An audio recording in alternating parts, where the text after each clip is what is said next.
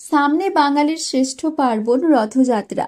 তবে পুরী নয়, এই বাংলায় রয়েছে এক প্রাচীন জগন্নাথ মন্দির, যা বয়ে চলেছে সুদূর প্রাচীন ইতিহাস। বাংলার আনাচে কানাচে রয়েছে নানা স্থাপত্য। এককালে ইতিহাসের সাক্ষ্য বহন করে চলেছে একাধিক মন্দির প্রত্ননিদর্শনগুলো। মন্দিরের গঠনশৈলী এবং রীতি প্রমাণ করে ঐতিহ্যকে। বাংলা ওড়িশা সীমানা এলাকায় থাকা একাধিক প্রাচীন মন্দির এখনো প্রাচীন ইতিহাস এবং ধারাবাহিকতা বজায় রেখেছে। যদিও এই মন্দিরের এই গঠনশৈলীর মধ্যে একটু ভিন্নতা আছে। অর্থাৎ পেছনের জগন্নাথ মন্দির যেভাবে নির্মিত হয়েছে ওড়িয়া শৈলী থাকলেও উচ্চতার দিক থেকে অনেকটা নিচু। তারপরে রয়েছে জগমোহন, খুব ছোট করে। তার প্রহরী রয়েছেন, প্রহরীর পরে আবার নাট মন্দির রয়েছে।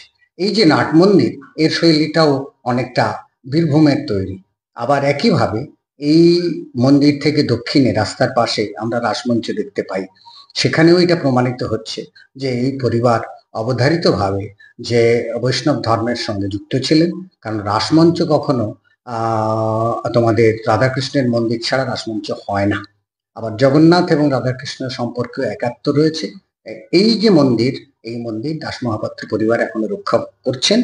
এককালে দাঁতন, যা বর্তমানে পশ্চিম মেদিনীপুর জেলার অন্তর্ভুক্ত, তা ছিল উড়িষ্যা রাজ্যের অধীন। এতদ অঞ্চলে গড়ে উঠেছিল একাধিক মন্দির। সম্রাট শাহজাহানের সময়ে এই মন্দির বহন করে বেশ কয়েকশো বছরের ইতিহাসকে।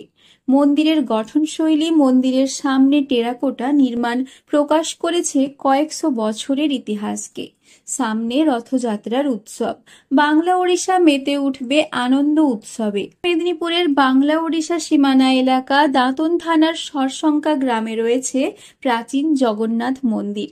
বেশ কয়েকশো বছরের পুরানো বলে ইতিহাস গবেষকেরা মনে করেন।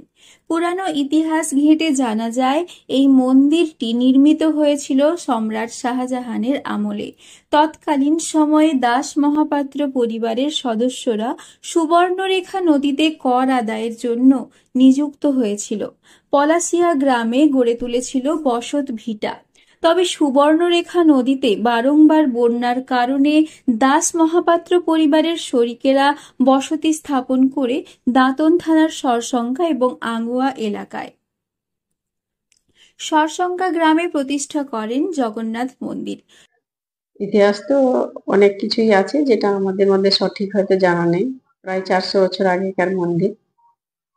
তো আমরা বংশ পরম্পরায় এখানে আছি না, সেসব আমাদের জানা নেই। বলছি না, 400 বছর আগেকার কথা আমরা বলতে পারবো না। সামনে দেওয়ালে রয়েছে টেরাকোটার আদলে একাধিক ছোট ছোট মূর্তি। মন্দিরের দ্বার মুখে রয়েছে দারোয়ান। এছাড়াও রয়েছে নাট মন্দির।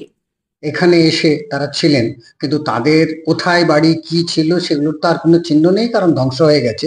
আপাতত জগন্নাথ মন্দিরটা টিকে গেছে।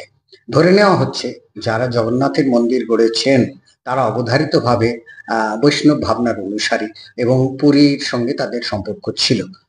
স্বাভাবিকভাবে উৎকল বঙ্গীয় সংস্কৃতির মেল বন্ধন এই প্রাচীন মন্দিরে। বর্তমানে দাস মহাপাত্র পরিবারের সদস্যরা এই মন্দিরের রক্ষণাবেক্ষণ করেন। প্রাচীন ঐতিহ্য ও ইতিহাসকে বাঁচিয়ে রেখেছে সম্ভ্রান্ত এই পরিবারের সদস্যরা। তবে প্রত্যন্ত গ্রামীণ এলাকায় থাকা এই মন্দির ঐতিহাসিক দিক থেকে বেশ গুরুত্বপূর্ণ। তবে এই মন্দিরের রীতি ও ঐতিহ্য বেশ আকর্ষণীয়। পশ্চিম মেদিনীপুর থেকে রঞ্জন চন্দ্রের রিপোর্ট, লোকাল 18 বাংলা।